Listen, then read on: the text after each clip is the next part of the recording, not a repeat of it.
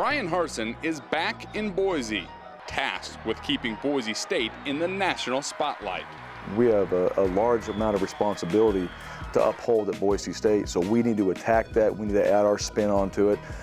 We need to embrace the philosophies in the program that I still believe are the core of the program that will not change. At the same time, add some new things in order for us to take that next step to winning our conference and getting back into those championship situations. The former Boise State player and assistant coach inherits an offense full of playmakers.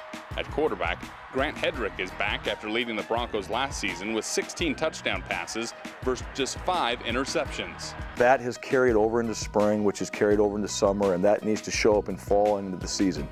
That experience of the little time you did get, all right, that needs to show up in a big way, because if that's what we're going to expect from you, and even more, as we get into our season. So a blessing for him in that situation and for us.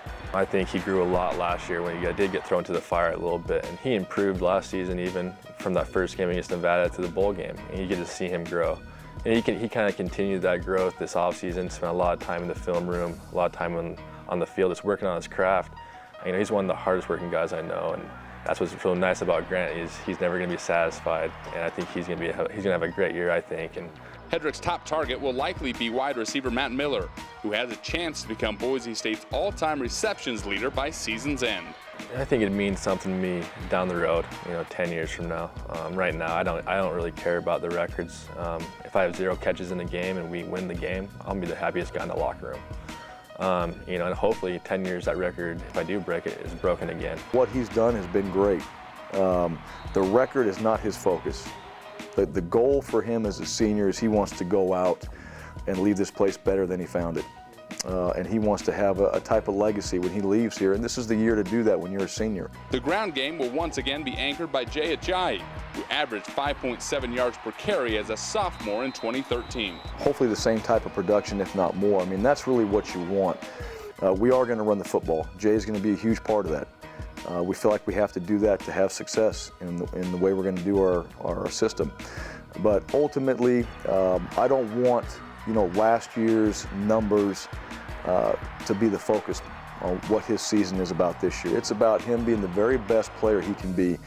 And if that's passing the ball and he's protecting, that's what we need from him. If it's running the ball 50 times a game, that's what we need from him. Defensively, the Broncos will be without all Mountain West pass rusher DeMarcus Lawrence, who has departed for the NFL.